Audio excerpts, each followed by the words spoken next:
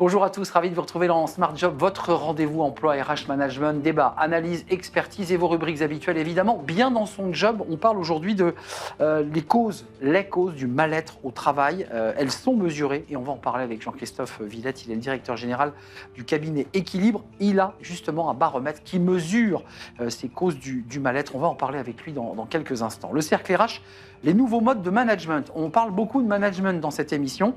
Est-ce que c'est une innovation ou une simple mode? On fera le point avec nos experts, Vincent Charlet, délégué général de la Fabrique de l'Industrie, et Rebecca Renverso, directrice des opérations chez Tomorrow Theory, spécialiste des enjeux du management. Et on terminera notre émission avec Fenêtre sur l'emploi, l'immigration du travail en France. C'est un sujet évidemment politique, mais c'est un sujet éminemment économique. On fera le point avec Juba Iadaden. Il est économiste, président de Terra Nova Jeune, avec justement un rapport sur la place de l'immigration au sein de notre économie. Voilà le programme tout de suite, c'est bien dans son job.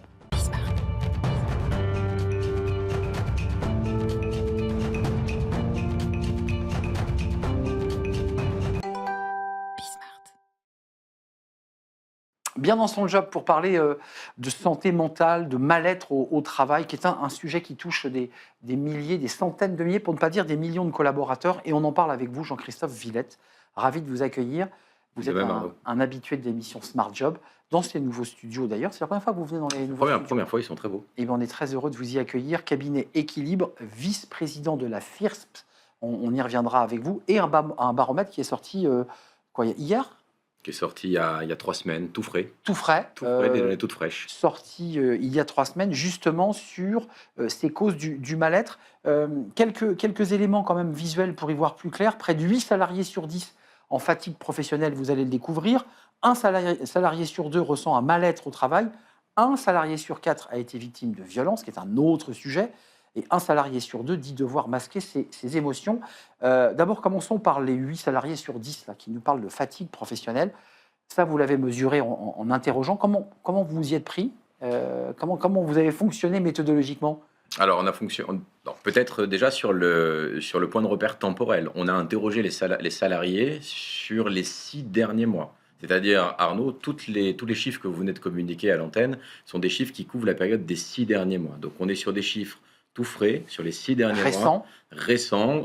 On a travaillé avec un partenaire qui s'appelle Opinionway. Ce sont des mesures que l'on propose nous-mêmes dans les organisations, mais pour éviter qu'on nous oppose un risque de partialité dans les thématiques dont on parle, les thématiques qu'on mesure. On est passé par notre partenaire Opinionway. On a ces chiffres qui ont permis d'objectiver ce que l'on constate en réalité à travers nos propres baromètres. Vous savez qu'on est des observateurs privilégiés des situations de travail. Je tiens à préciser qu'en communiquant ces chiffres, on avait une petite idée de ce que ça pouvait donner, mais on ne souhaite ni être des doloristes, ni des catastrophistes du travail. Et donc, ce qui est important, c'est d'objectiver un paradoxe. Le paradoxe aujourd'hui, c'est qu'on a 2 tiers des personnes qui sont en capacité d'exprimer une satisfaction globale, c'est-à-dire toutes variables confondues quand ils en font la moyenne de leurs conditions de travail, mais en même temps, vont exprimer un niveau de stress significatif, une fatigue significative. Ça veut dire quoi?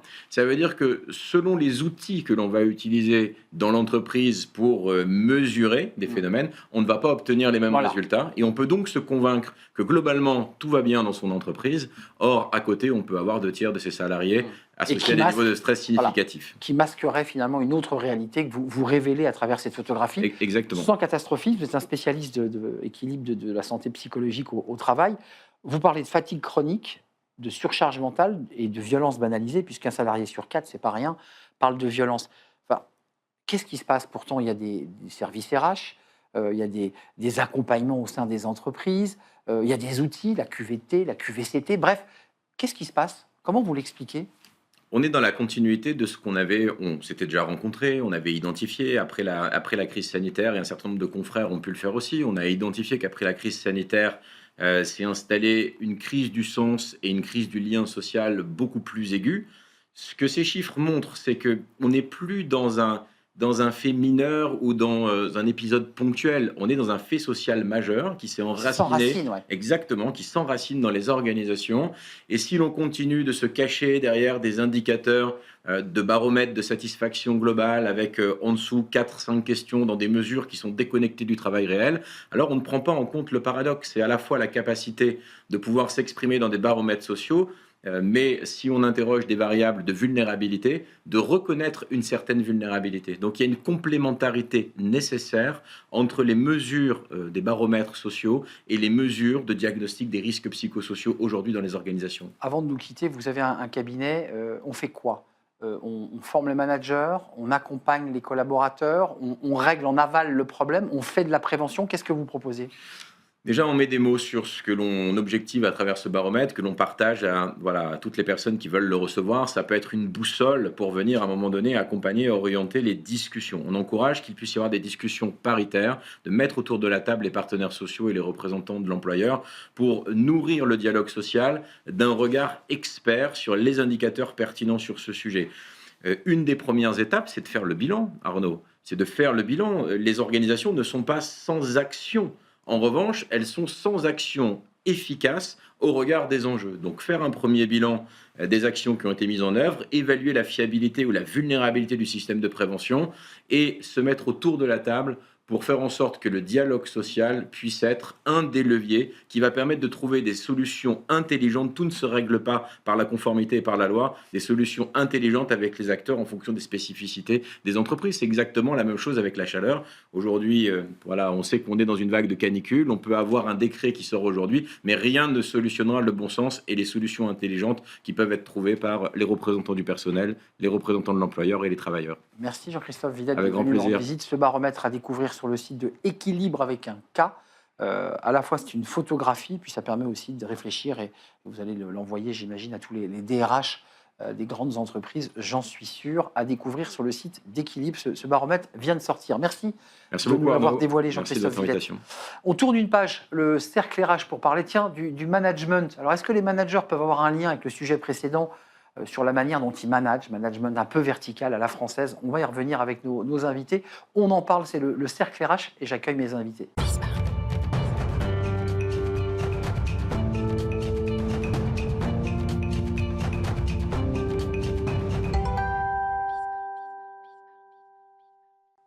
Le cercle RH, notre débat sur Smart Job pour parler des managers. Alors Dieu sait si on parle beaucoup des managers et du management à la française. Parce qu'il y a un vrai débat sur le mode de management. On va en parler avec mes invités. Rebecca Renverso, ravie de vous accueillir. Vous êtes directrice des opérations chez Tomorrow Theory. Et puis, vous avez aussi une vision prospective. Vous êtes conférencière et on parlera avec vous peut-être de ce management de demain, peut-être d'aujourd'hui. Je ne sais pas s'il existe ce management rêvé. On va en parler avec vous. On s'appuiera d'ailleurs sur un rapport de l'IGAS qui fixe des piliers justement sur le bon management. Et avec nous, Vincent Charlet. Bonjour Vincent. Bonjour. Délégué général de la fabrique de l'industrie, avec un ouvrage qu'on va découvrir justement sur la fabrique de l'industrie que j'avais noté, les nouveaux modes de management, édition La fabrique de l'industrie avec la presse des mines. Je commence par vous et je donnerai la parole à Rebecca dans un instant. Concrètement, ce travail de recherche, il vise à quoi et quelle est la cible? Les managers, les dirigeants, les chercheurs entre eux? C'est quoi l'objectif? Alors, c'est plutôt managers et les dirigeants que chercheurs, parce qu'on part du principe que les chercheurs ont parfois un peu d'avance sur nous, et nous, justement, on va les écouter et traduire tout ce qu'ils ont à nous dire pour répondre aux questions que se posent les industriels ou les décideurs. Et donc cet ouvrage, en gros, il cartographie, il fait un peu un inventaire. Ça fait pas loin de 100 ans maintenant qu'il y a des tentatives plus ou moins isolées, plus ou moins conceptualisées de renouveler le management. Et cet ouvrage, qui est une réédition, dresse le portrait, le portrait type de ces nouveaux modes de management qui ont été tentés.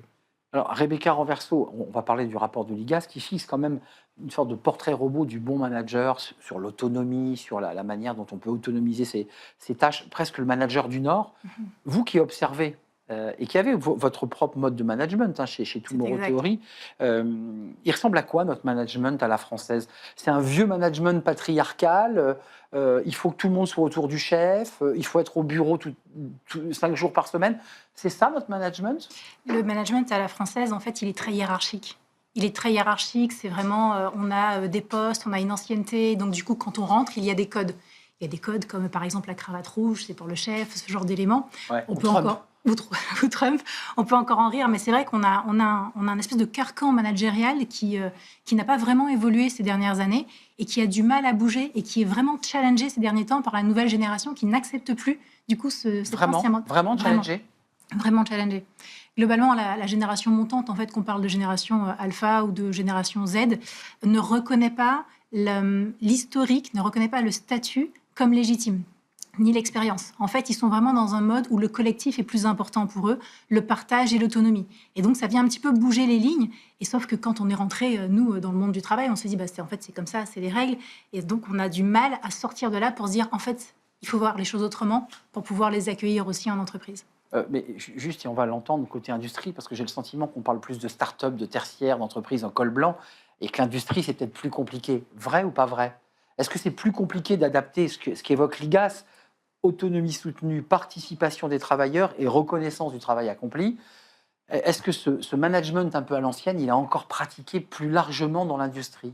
Ou est-ce que ça bouge? Je ne pense pas. En tout cas, les exemples qui sont donnés dans l'ouvrage montrent bien qu'il y a des entreprises industrielles qui ont pris ce problème à bras-le-corps, à commencer par Michelin, qui est quand même pas la start-up du coin. Donc, ce travail de mise en autonomie des équipes, et c'est important de souligner qu'on parle d'autonomie des équipes et pas seulement des individus, c'est une réflexion qui a traversé l'ensemble des activités, y compris l'industrie, comme le taylorisme avait été lui-même un peu forgé, notamment dans le berceau de l'industrie. Ça veut dire... je vais vous faire une confidence, si la fabrique de l'industrie travaille sur ces sujets-là de contenu, travail et d'organisation, c'est parce que les branches industrielles sont activement préoccupées par ce sujet-là. Ah oui. Et donc, c'est pas un gadget, il y a un enjeu économique. C'est pas un non-sujet pour elles. Donc, elle nous demande de les aider à réfléchir sur la façon dont le rapport au travail et le contenu du travail se transforme. Vous avez dit, et c'est tout à fait vrai, que les jeunes générations viennent bousculer certaines certitudes établies. Alors, ça varie beaucoup, en plus, selon le niveau de qualification. Oui. Les attentes et la manière d'exprimer les attentes ne sont pas les mêmes. Et puis, ce que montre le rapport de l'IGAS, c'est aussi que la France était en décalage par rapport à d'autres pays. Et Trop hiérarchique, trop vertical. Peut-être que ces nouvelles générations, elles le savent, elles ont davantage voyagé que les précédentes. Et donc, le modèle français dont vous parlez, il se trouve aussi un peu mis en minorité, en fait.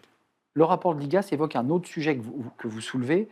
La qualité des pratiques managériales a des effets non négligeables, je cite le rapport, sur la performance des entreprises. Et même, dit le rapport, si c'est difficilement quantifiable, ça a une incidence aussi sur la santé mentale des collaborateurs. C'est pas un petit sujet quand même, ce sujet de management? Non, c'est vraiment, quelque part, quand on rentre dans une entreprise, à partir du moment où elle est suffisamment grosse, même une petite entreprise, il y a des sujets de management. Et donc, du coup, c'est vraiment un sujet, on ne se rendait pas vraiment compte, mais qui touche le bien-être et la santé mentale de l'individu, puisque c'est un rapport, un quand on est individuel, un équipe, plusieurs équipes.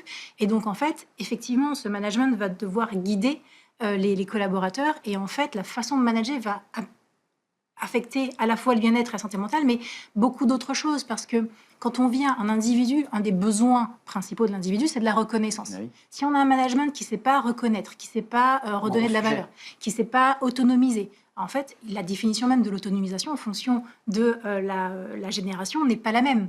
C'est un rapport à la confiance. Exactement. Autonomiser, c'est faire confiance à l'autre. C'est faire confiance. C'est la confiance par défaut, finalement, et non pas après preuve. Et donc, il y a plein de choses qui vont changer. Et aujourd'hui, en fait, on se dit que, oui, ça touche la productivité, parce que quelqu'un qui est bien dans son travail, quelqu'un qui se sent reconnu, qui se sent accompagné, avec des responsabilités, une autonomisation, une formation, c'est quelqu'un qui va être performant pour l'entreprise. Et donc très bon pour l'entreprise et la création de valeur, on est d'accord? Exactement. Il va se sentir aimé, donc il va donner le meilleur. Il va pouvoir donner beaucoup plus, si jamais il se sent aimé, et surtout écouté et reconnu. Globalement. Mais pourquoi les managers, vous qui l'étudiez versus industrie, pourquoi c'est si compliqué, même si j'entends que les choses avancent, qu'il y a des entreprises performantes, et vous évoquiez Michelin, je pensais aussi aux entreprises libérées, qui est un autre sujet, bien sûr. Mais qui corrobore aussi à cette idée que chacun peut être acteur de sa transfo et de son autonomie. Mais Pourquoi c'est si compliqué? Qu'est-ce qui se passe? Les managers, ils protègent quoi dans cette attitude? Alors, à mon avis, individuellement, ils ne peuvent pas être tenus pour responsables. En tout cas, la lecture que j'ai, moi, des travaux de recherche et du rapport Oui. de l'IGAS, c'est qu'on parle plutôt de sous-jacent culturel. Ouais. Donc, notre rapport au travail, vous, moi, il s'est construit à partir d'ingrédients qu'on a en partage, nous, Français, et héritiers de la culture française. La culture napoléonienne qui fait que le chef, c'est quand même une voix qui compte. Autre élément, la construction napoléonienne, elle aussi, des grandes écoles. Donc, c'est-à-dire, encore aujourd'hui, une survalorisation des Une diplômes. élite. Oui, ça veut dire que le bout de papier que vous avez décroché à 22 ans, Toute votre vie, vous il l'avez. vous accompagne et il vous caractérise et parfois, il vous précède. Enfin, c'est par là que vous êtes introduit, Ouais. c'est par là que vous êtes décrit. Ça participe à l'éloignement hiérarchique auquel vous faisiez allusion. Je ne dis pas qu'il n'y a aucune élite éducative ou socio-professionnelle dans les autres pays, évidemment. Mais enfin, ça fait partie de ces traits qui sont particulièrement prégnants, actifs, dans notre manière de Mais- construire des relations de travail. Rebecca, autant il y a des sujets RSE, QVCT, où on se dit qu'il faut que les pouvoirs publics s'en emparent. On parle de santé mentale. Je vois des campagnes de publicité sur les radios, sur la santé mentale, dans tous les domaines. C'est de la politique publique. Sur le management, malgré les enjeux essentiels, il n'y a pas de politique publique. C'est-à-dire que chacun se débrouille un peu dans son coin. Est-ce que c'est comme ça que vous le voyez? C'est comme ça que je le vois et pardon de le dire, mais je ne suis pas sûre que s'il y avait une politique publique, ça changerait quelque chose. Je ne sais pas. Globalement, en fait, quand on est manager, ça parle aussi de nous, en fait. Globalement, on le voit, ce qui nous occupe en ce moment, c'est le retour au bureau. Pourquoi, en fait, on demande... Société générale, une grève. Exactement. Voilà. Pourquoi on demande de retourner au bureau? Mis à part le prix des locaux qu'on paye et dont on ne s'est pas débarrassé. Il y a aussi, en fait, mon rapport... En fait, là, on va directement aller sur ce qu'on appelle le framework de réussite collective. C'est nos cadres systémiques. Globalement, quand je demande à quelqu'un de retourner au bureau, indépendamment des besoins économiques et autres, en fait, j'ai un besoin de contrôle. J'ai un besoin de contrôle parce que cette personne, chez elle, je ne vois pas ce qu'elle fait. Donc, j'ai besoin de savoir qu'elle est là pour pouvoir contrôler qu'elle est productive, qu'elle est rentable. Le problème, c'est que ce n'est pas faire revenir les personnes qui les rendra plus productifs. On touche vraiment à un problème de sens, de pourquoi je fais ce que je fais, de quel est l'impact et quelle est la reconnaissance que j'ai. Donc, en fait, c'est un faux problème. Mais ça et plein d'autres choses, finalement, sont des faux problèmes. Le vendredi on jean, dont on discutait tout à l'heure, etc., etc. Le problème à la base, en fait, Casual. exactement, il est sur le sens. Quand je travaille pour quelqu'un, quelle est la valeur de l'entreprise, quelles sont mes valeurs, comment ça s'aligne et pourquoi je fais ce que je fais. Ensuite, est-ce que je suis reconnue à ma juste valeur? Est-ce que je peux me tromper? Est-ce que j'ai un cadre de Droit à sécurité l'erreur. qui est assez fort? Exactement, pour le droit à l'erreur, Mais- pour dire ce qui se passe. Je vous entends tous les deux et je me dis quand même que ça passe, s'il n'y a pas de politique publique, effectivement, qui ne serait peut-être pas d'ailleurs très utile, ça passe quand même par des formations. J'imagine que dans la fabrique de l'industrie, il y a un travail de recherche, d'analyse, de diagnostic, puis ensuite, il y a quand même un déploiement d'action. Qu'est-ce qu'on fait? On les forme, on les accompagne, on leur fait poser la cravate, on les fait rigoler, les managers. Qu'est-ce qu'on fait? C'est une excellente question. La formation au management, c'est un peu le parent pauvre peut-être du sujet. Un point quand même sur les politiques publiques. Le rapport de l'IGAS, il pointe ce paradoxe qu'en France, où on accumule plusieurs points de retard sur la distance hiérarchique, le niveau d'autonomie, etc., paradoxalement, la France a cherché à combler ce retard par des dispositions réglementaires, en tout cas. Et donc, si on se compare à la Suède, à l'Italie ou à l'Irlande, il y a plutôt un corpus d'obligations réglementaires auxquelles les entreprises sont assujetties, mais qui ne règlent pas le problème. Bon. Donc, on revient au problème. Donc on a compensé par du réglementaire, Oui.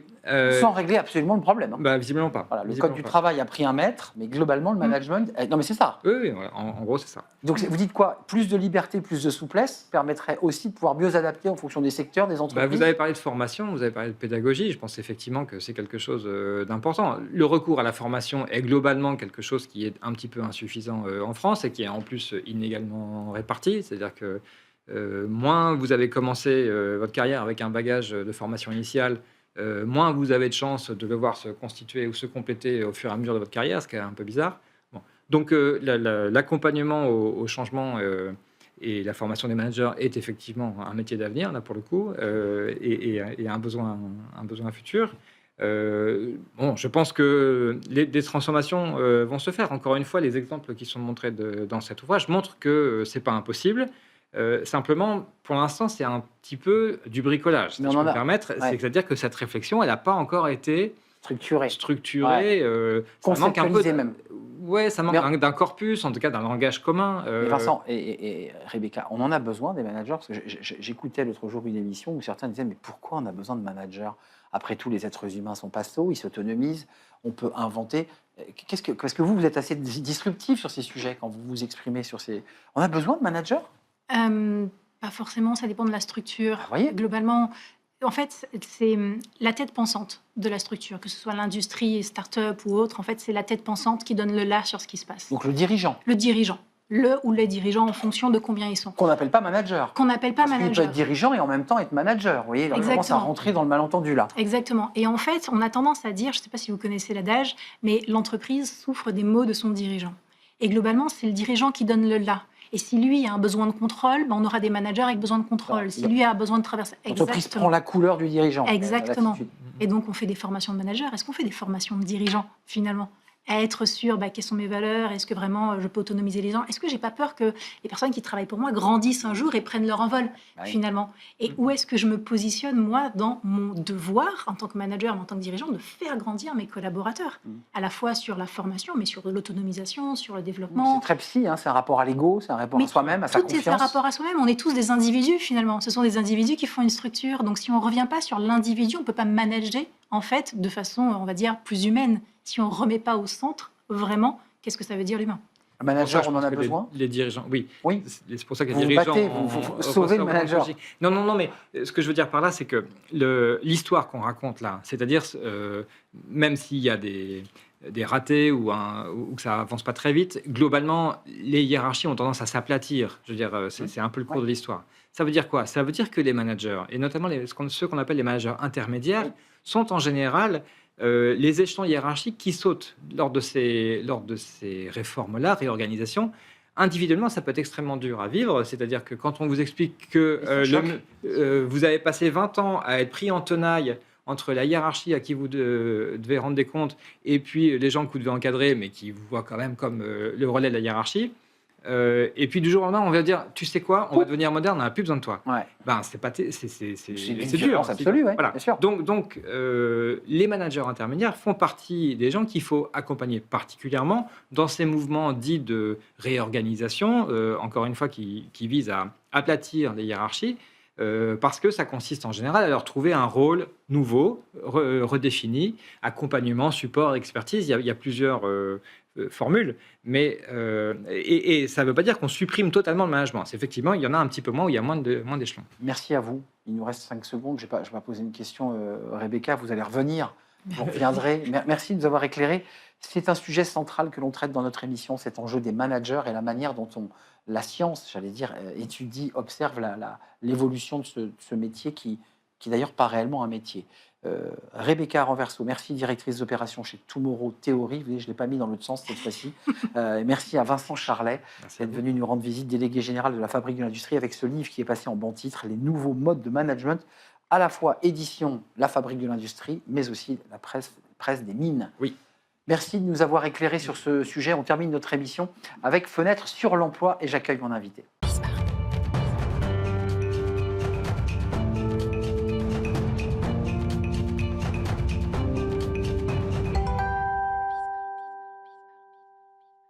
Et on termine notre émission avec Fenêtre sur l'emploi pour parler d'un sujet, alors à première vue politique, mais qui est d'abord et avant tout un sujet économique, l'immigration, la manière dont on accueille et la manière dont ces immigrés prennent place dans notre société pour y travailler. On en parle avec vous, Juba Iadaden. Vous êtes économiste, président de Terra Nova Jeunes, qui est un think tank de réflexion, et auteur justement d'un rapport sur l'immigration de travail en France. Nous, on est une chaîne éco et on parle d'emploi. Et c'est vrai que c'est souvent l'immigration un sujet qui glisse vers des enjeux politiques.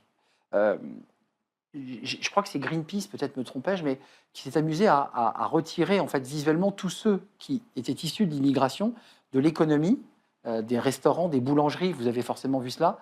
Et on voit que notre économie s'effondrerait. Enfin, est-ce que c'est le constat que vous faites à travers votre rapport ? Alors, merci pour l'invitation. C'est assez intéressant de pouvoir discuter de cette question-là. Alors, nous, on a réfléchi à cette question de ce qui se passerait s'il n'y avait pas d'immigration à deux niveaux. D'abord, en regardant ce qui s'est passé pendant le Covid. Pendant le Covid, il n'y avait plus de flux entrant en France. Donc, il y a une note du Conseil d'analyse économique qui montre très bien que en fait, dans les secteurs qui sont en tension, les secteurs qui demandent de la main-d'œuvre, beaucoup de main-d'œuvre, en fait, il y a eu vraiment des pénuries et les entreprises, les recruteurs n'arrivaient pas à trouver de personnes pour travailler, que ce soit sur des métiers qui sont qualifiés et d'autres qui sont peut-être un peu moins qualifiés, mais qui sont en fait essentiels pour que l'économie française tourne. Et le deuxième élément, en fait, le deuxième temps sur lequel on se demande qu'est-ce qui se passerait s'il n'y avait pas d'immigration, c'est quand on fait des projections de soutien de ratio démographique. Oui. Donc on va regarder les projections de vrai population de l'INSEE. Ouais. On se place dans un scénario où il n'y a plus de sol migratoire, c'est-à-dire on n'accueille plus personne jusqu'à 2040, jusqu'à 2070.